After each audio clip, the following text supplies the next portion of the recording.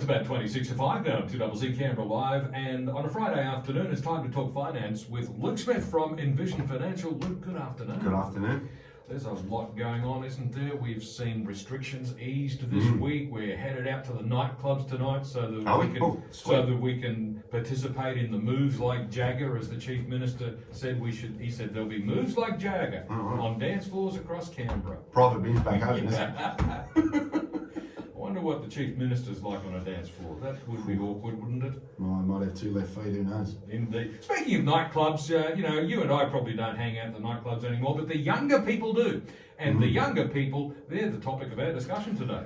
Yeah, that's right, exactly. One of the, last week we had most common questions, and sort of to follow on that as a bit of a segue, one of the things I always get is, what should my kids be doing?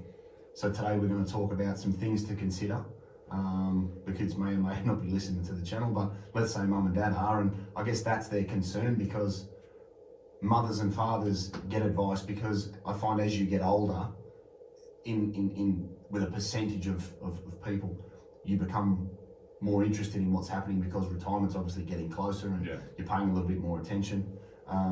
But that question comes up a lot. What should I be doing for my kids? So today we're just going to touch on a few things to, I guess, have the discussion with them, some tools to consider, and also I think for a lot of that younger generation, managing the expectations is important, because you've got a generation that are older, that grew up in a different time where you saved, you worried about a rainy day, you didn't borrow, you didn't hire purchase, the modern day afterpay, you live within your means.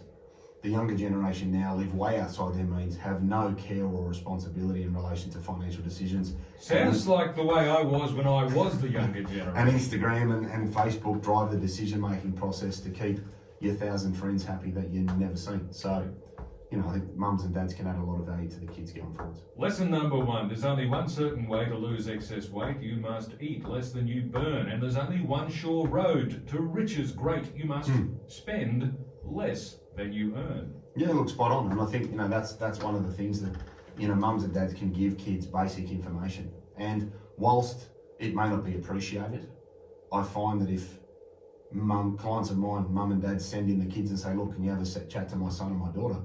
No problems. I can say exactly what they've said for the last 10 years, but because I've said it, it must be true.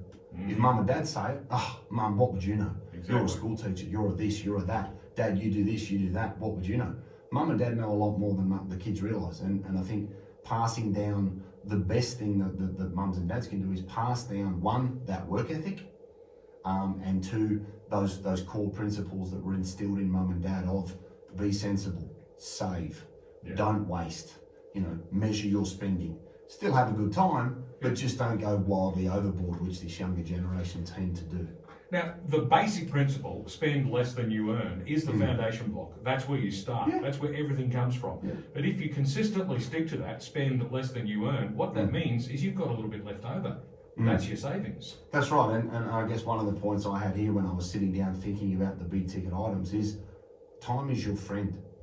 I think kids, through no fault of their own, have been told through their education that they are amazing. They've been given a ribbon. And for all the school teachers out there that want to pull the car over and, beat their horn, you've got to stop giving kids ribbons, right? You give ribbons for first, second and third. If you give ribbons to the kid that comes last, he knows or she knows they don't deserve it, which then devalues the ribbon the kid gets for winning.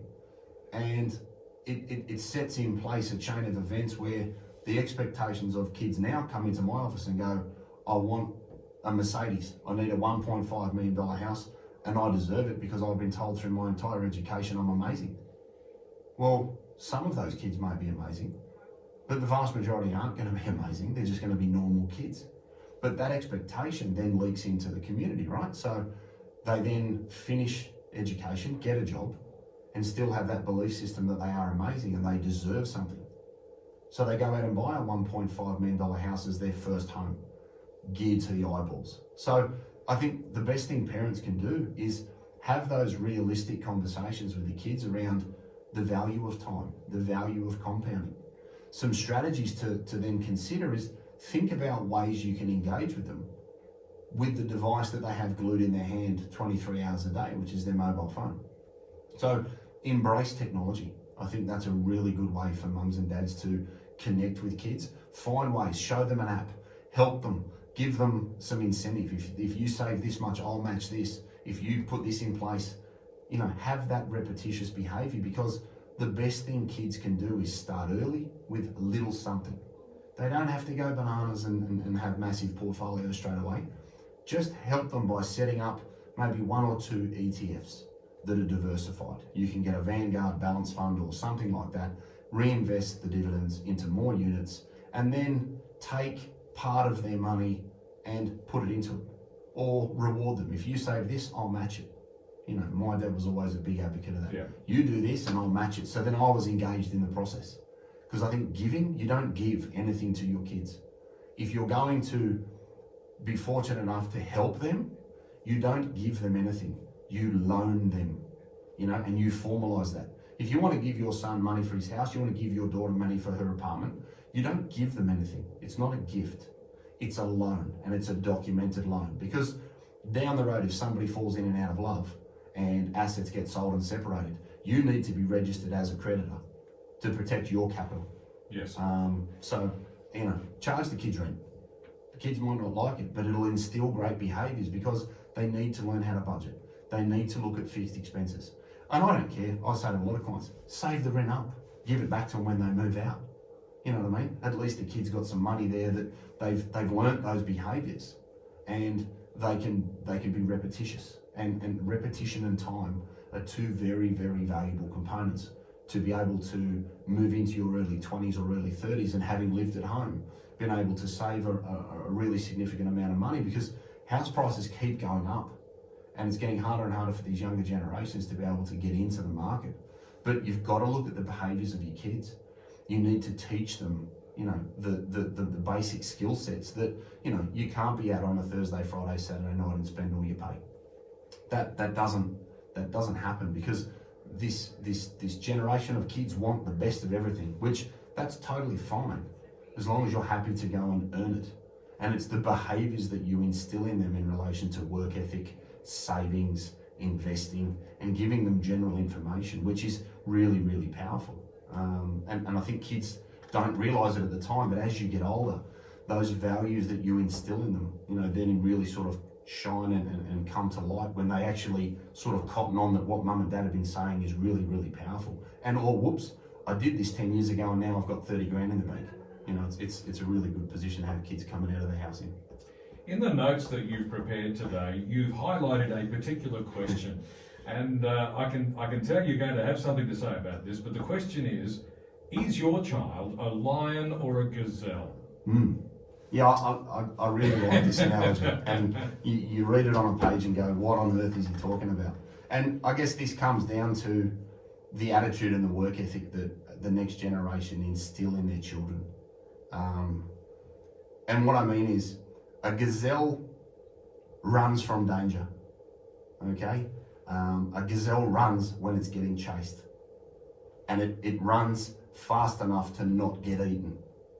Now, what I mean by that is, if you're not hungry and you're just happy doing something and you accept that this is my career path and I'll do the bare minimum, then I'd call you a gazelle. A lion likes the chase. A lion wants to hunt. A lion likes chasing the gazelle down. It likes the process. It likes the spoils. It likes to eat.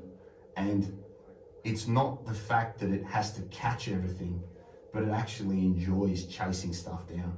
Now, for me, if you want to be self-employed, and that's a work ethic that's instilled in you, because a lot of young people have all over Instagram, I'm a lion, I'm this, I'm that, and they do 40 hours and say that they're emotionally drained. Like, come on.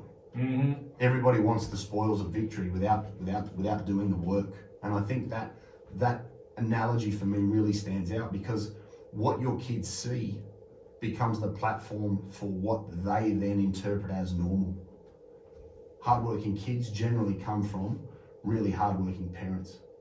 Good belief system is instilled in the next generation, so that belief system continues, and the behaviours are influenced by what they see, what they hear, and what they're taught. So I always I look at my kids and, wonder what I'm instilling in them and the behaviours that they see. Yeah. But, are you a lion or a gazelle? I think it's part of the process. Obviously, it's really important to explain and understand the benefits of hard work, but there's also a reality in life. Sometimes hard work just doesn't pay off. Sometimes things don't go the way you want them to go, and that's another thing that's important for kids to understand. Sometimes it all goes wrong, and you need to be able to deal with that. Yeah, look, in my line of work, I said to a lady yesterday, I'm in the business of peace of mind. We just happen to use investments, shares, stocks, managed funds and superannuation to achieve that peace of mind.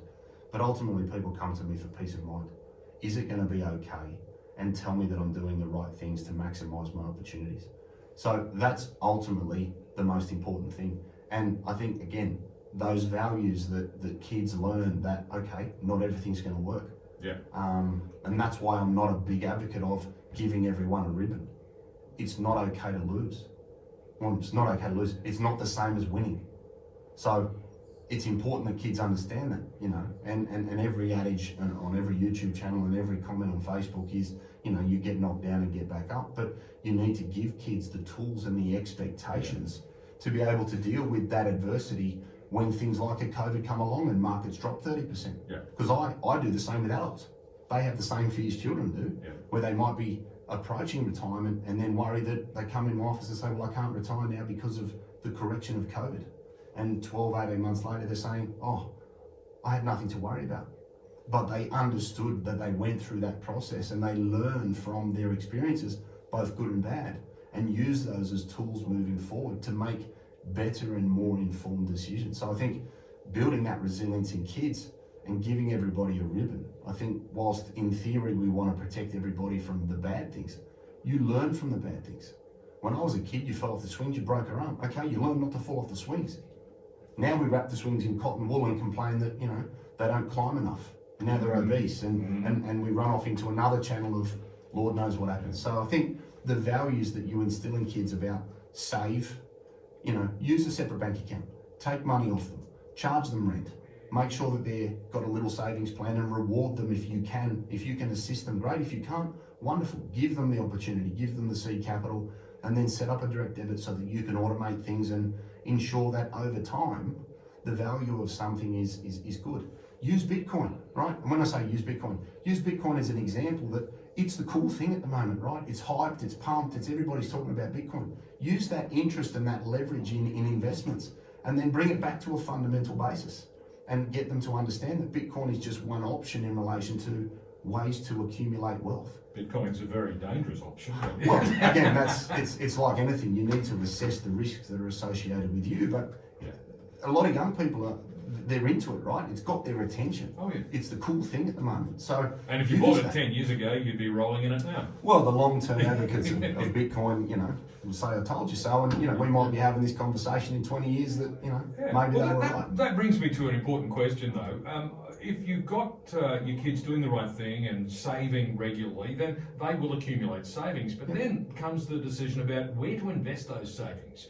Is it smart to buy a bunch of Bitcoin and hope for the best? Or is it smarter to take a different option? So what advice do you give your kids in that circumstance? I think the best thing you could do is try and educate them around risk. How do they feel? And explain the difference between things going up and things going down and the likelihood of it happening. And like anything, I use the analogy on the show regularly. If you're driving at 100 and you do 180 in a 100 zone and you get pulled over, you can't get upset about the ticket. You really can't. At 100, 105, 110, yeah, okay, you're a bit unlucky. But at 180, you can't talk your way to the ticket. And you can't get upset that the fine's $2,000. I think you need to instill that in kids that, like you said, not everything's going to work. Yeah. And if they understand what they're taking on, that's why we diversify. And those principles that I instill in clients of mine that might be 40 to 70 are the same principles you instill in kids at a much younger age. A little bit of everything's not bad. McDonald's won't kill you. Morning, night, and evening for 30 years, that might. Mm-hmm. So get them into different things. Find different things that you can use. It's very easy to access an ETF. Buy some managed funds. Maybe buy some listed shares and reinvest the dividends through a dividend reinvestment plan. Just look at different ways to be able to take half of their net savings and get it doing something. Traditionally, when young people have been starting out, the dream has been get a job, save some money, get a deposit, buy a house. And that's great. That's fantastic. But it's more tricky these days. Well, and that's it. It's very hard for kids to save quickly enough without the benefit of investing part of what they're doing to try and accelerate that wealth, to be able to get enough to meet a minimum deposit to have a house. And that's why I say, charge the kids rent. Teach them about paying bills, teach them about managing the cash flow, teach them about commitments, and give them back the money when they move out. That's totally cool. But teach them those behaviours. Giving it to them doesn't teach them anything. It just gives them a sense of entitlement. And those that are lucky enough to have a wonderful entitlement, that's great. But it won't change their behaviour as they get older. And there'll be the same people that come into me at 50 and say, this super thing, should I be looking at that?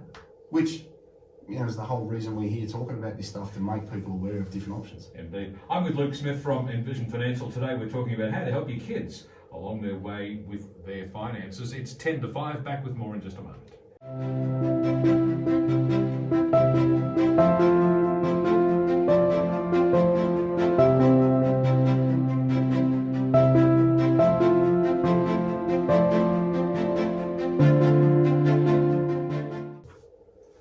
6 minutes to 5 on 2CC on a Friday afternoon with Luke Smith in the studio from Envision Financial. Today we're talking about how to help out our youngsters as they're finding their way with their finances. And of course we're talking about when they're still teenagers at home, and also with our young adults finding their way in the world, starting their first job, saving up for a house, that sort of thing. So Luke, what are the key points for the younger generation to remember? Yeah, look, I think as parents, get them to understand the value of a good work ethic.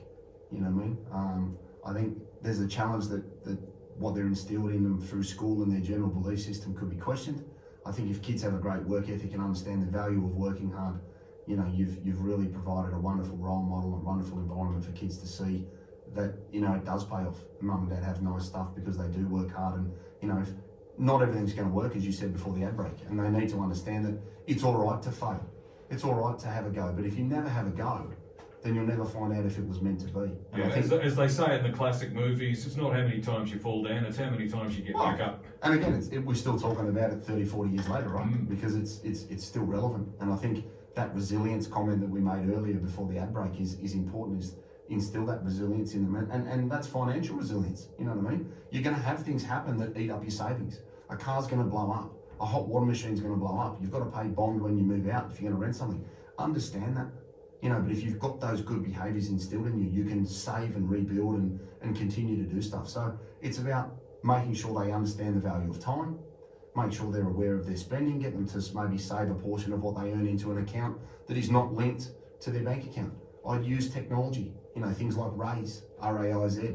It rounds all your transactions on a credit card or a bank account. Great way to have a little savings plan you don't even have to think about. Over time you look at it and, whoops, where did 10 grand come from? So use technology.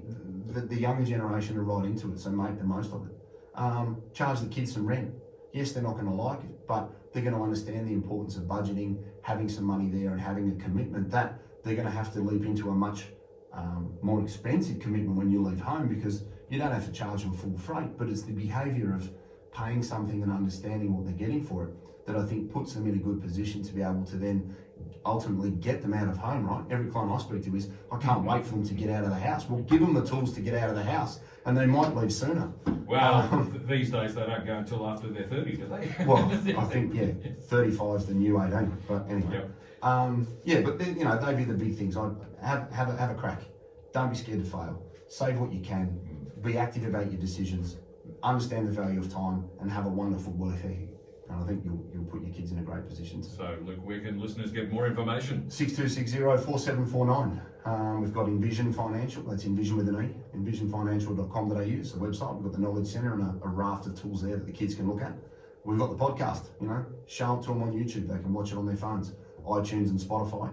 And if there's a topic people want us to cover off, let us know. But, we've got some spots, I think, available in March at the moment. So, get something in the diary and we can have a chat next year. Fantastic stuff. Yeah, the end of the year is rapidly approaching.